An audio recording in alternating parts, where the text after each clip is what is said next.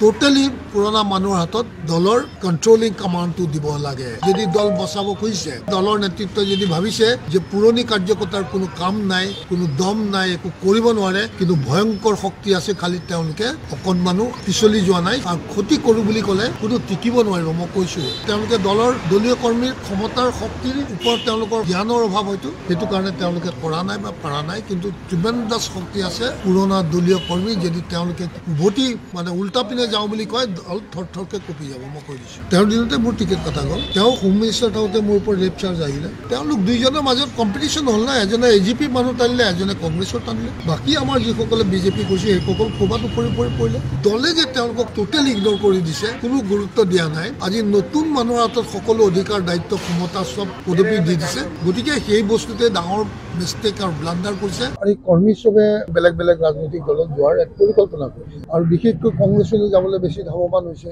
গতিকে সেইটো বস্তু অতি সোনকালে শুধৰণি হ'ব লাগে। আজি নতুন যিসকলৰ হাতত দায়িত্ব দিছে দল, তেওঁলোকেতো একো নাজানে, সেইখন চিনিও নাপায় কাৰ কি ত্যাগ আছে, কাৰ কি চেক্ৰিফাইচ আছে। কংগ্ৰেছ যদি পুনৰ এবাৰ ইয়াত ক্ষমতাত আহিবলৈ হয়, অসম আৰু অসমীয়াৰ কাৰণে আৰু এটা ডাঙৰ ক্ষতি হ'ব। গতিকে মই কৰ্মীখিনিৰ ওচৰলৈ গৈছোঁ বুলি তোমালোকে একো সিদ্ধান্ত নল'বা, ৰ'বা, মই গৈ আছোঁ, মই কথা পাতিম। আৰু সেইকাৰণে মই কৰ্মীখিনিক বুজাব চেষ্টা কৰিছোঁ যে সাংগঠনিক যিটো নেতৃত্ব, তেওঁলোকৰ পৰিৱৰ্তন হ'লে যি আহিব নতুন নেতৃত্ব সংগঠনৰ, তেওঁলোকে যদি কিবা বিচাৰ কৰে, যদি জাষ্টিছটো, ন্যায়টো আমাৰ কাৰ্যকৰ্তাসকলক দিবলৈ বিচাৰে, ন্যায় পোৱাৰ সম্ভাৱনা আছে। গতিকে আজিয়ে তোমালোকে কোনো ধৰণৰ সিদ্ধান্ত নল'বা আৰু খুব সংগঠিত হৈ থাকা। যদি ল'ব লগা হয় তেতিয়া আমি ল'ম একেলগে। তেওঁলোকে বেলেগ বেলেগ প্ৰস্তাৱ দিছিল, যিটো মই এগ্ৰী কৰা নাছিলোঁ। বহুত ৰাজনৈতিক দলে আহ্বান কৰিছে, মোকো আহ্বান কৰি আছে, মোকোতো নকৰা নহয়। মোকতো কৈছে যে আপুনি আমাৰ ৰাজ্যিক সভাপতি লওক, কিবা লওক, বহুত কৈ আছে। বিজেপিৰ পুৰণা দলীয় কাৰ্যকৰ্তাৰ প্ৰতি কৰা ব্যৱহাৰটো প্ৰতিটো পলিটিকেল পাৰ্টীয়ে অন্ততঃ বক্তব্যত প্ৰকাশ পায়। তাৰমানে তেওঁলোকে উচ্চতাই আছে আমাৰ দলীয় কাৰ্যকৰ্তাক।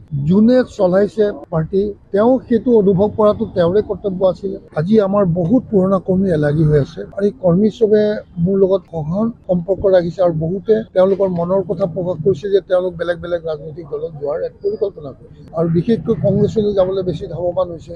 মোৰ মনত এটা সংশয় আছে যে কংগ্ৰেছ যদি পুনৰ এবাৰ ইয়াত ক্ষমতাত আহিবলৈ হয়, অসম আৰু অসমীয়াৰ কাৰণে আৰু এটা ডাঙৰ ক্ষতি হ'ব।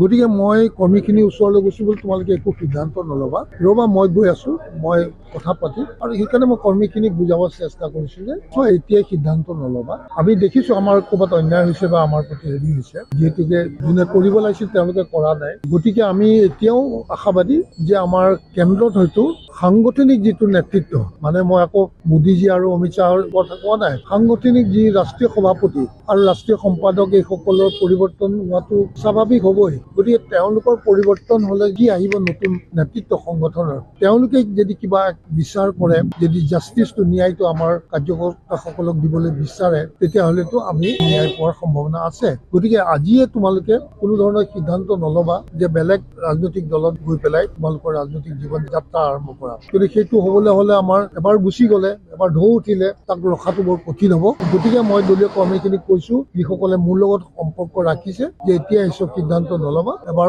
ৱেইট কৰা, চোৱা। নিশ্চয় মোৰ বিশ্বাস আছে যে কেন্দ্ৰীয় নেতৃত্বই হয়তো যি নতুন নেতৃত্ব আহিব, আমাৰ সাংগঠনিক নেতৃত্ব, তেখেতসকলে হয়তো কিবা নতুনকে বিচাৰ বিমৰ্শ কৰিব।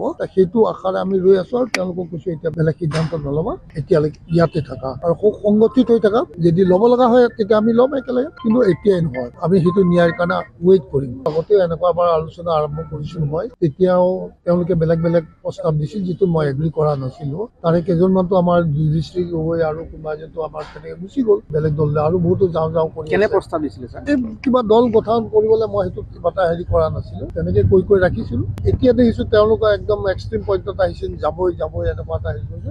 ক'ত যাম ছাৰ? বহুত ৰাজনৈতিক দলে আহ্বান কৰিছে, মোকো আহ্বান কৰি আছে, মোকোতো নকৰা নহয়। মোকতো কৈছে যে আপুনি আমাৰ ৰাজ্যিক সভাপতি লওক, কিবা লওক, বহুত কৈ আছে। মইতো এইটো কৰা নাই, যোৱা নাই, আৰু এতিয়ালৈকে যোৱা নাই, আৰু নাযাওঁ হয়তো ফটককে। তেওঁলোককো আমাৰ দলীয় কাৰ্যকৰ্তাসকলকো তেনেকে চেষ্টা কৰিছে, আৰু আপোনালোকে দেখা পাইছে যে প্ৰতিটো পলিটিকেল পাৰ্টীয়ে অন্ততঃ বিজেপিৰ পুৰণা দলীয় কাৰ্যকৰ্তাৰ প্ৰতি কৰা ব্যৱহাৰটো তেওঁলোকৰো বক্তব্যত প্ৰকাশ পায়। তাৰমানে তেওঁলোকে উচ্চতাই আছে আমাৰ দলীয় কাৰ্যকৰ্তাখিনি। গোটেই ক্ষোভটো মুখ্যমন্ত্ৰীৰ বিৰুদ্ধে নেকি বাৰু? যোনে চলাইছে পাৰ্টি তেওঁ সেইটো অনুভৱ কৰাটো তেওঁৰে কৰ্তব্য আছিলে। গতিকে সেইটো মই তাৰ প্ৰতি বুলি নকওঁ, কিন্তু দলে সেইখিনি ন্যায় দিয়া নাই। মই যিখিনি আজি কথা বতৰা পাতি পাইছো, তেওঁলোকৰ প্ৰতিজনৰে মানে দলে যে তেওঁলোকক টোটেলি ইগনোৰ কৰি দিছে, কোনো গুৰুত্ব দিয়া নাই। আজি নতুন মানুহৰ হাতত সকলো অধিকাৰ, দায়িত্ব, ক্ষমতা চব পদবী দি দিছে। গতিকে সেই বস্তুতে ডাঙৰ মিষ্টেক আৰু ব্লাণ্ডাৰ কৰিছে। গতিকে সেইটো বস্তু অতি সোনকালে শুধৰণি হ'ব লাগে। শুধৰণি হ'লে হয়তো দলত পৰিৱৰ্তন আহিব।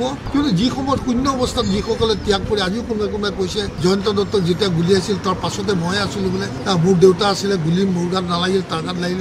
সেই চব ল'ৰা আজি কিমান কষ্টত আছে সেইটোতো আমিহে উপলব্ধি কৰিম ন। কিন্তু আজি নতুন যিসকলৰ হাতত দায়িত্ব দিছে দল, তেওঁলোকেতো একো নাজানে, সেইখন চিনিও নাপায় কাৰ কি ত্যাগ আছে, কাৰ কি চেক্ৰিফাইচ আছে। টোটেলি পুৰণা মানুহৰ হাতত দলৰ কণ্ট্ৰলিং কামাণ্ডটো দিব লাগে। যদি দল বচাব খুজিছে আৰু যদি দলৰ নেতৃত্বই যদি ভাবিছে যে পুৰণি কাৰ্যকৰ্তাৰ কোনো কাম নাই, কোনো দম নাই, একো কৰিব নোৱাৰে, কিন্তু ভয়ংকৰ শক্তি আছে, খালি তেওঁলোকে অকণমানো পিছলি যোৱা নাই। কিয়নো দলটোক তেওঁলোকে অত্যন্ত ভাল পায় আৰু ক্ষতি কৰোঁ বুলি ক'লে কোনো টিকিব নোৱাৰিব। মই কৈছো তেওঁলোকে দলীয় কৰ্মীৰ ক্ষমতাৰ শক্তিৰ ওপৰত তেওঁলোকৰ জ্ঞানৰ অভাৱ হয়তো, সেইটো কাৰণে তেওঁলোকে কৰা নাই বা পাৰা নাই। কিন্তু ট্ৰিমেণ্ডাছ শক্তি আছে পুৰণা দলীয় কৰ্মী। যদি তেওঁলোকে উভতি মানে উল্টা পিনে যাওঁ বুলি কয়, দল থৰথৰকে কঁপি যাব। মই কৈ দিছোঁ, নেতা হিচাপে আমি ৰেচপেক্ট কৰিছিলোঁ, সন্মান কৰিছিলোঁ, আশা কৰিছিলোঁ, সমানিত। কিন্তু তেওঁৰ পৰাতো একো নাপালোঁ। তেওঁৰ দিনতে মোৰ টিকেট কটা গ'ল। তেওঁ হোম মিনিষ্টাৰ থাকোঁতে মোৰ ওপৰত ৰেপ চাৰ্জ আহিলে। এইচব বহুত কথা আছে। গতিকে তেওঁলোকে যেতিয়া ভাবিছে যে এওঁলোকৰ পুৰণা যিসকল নেতা আছে তেওঁলোকক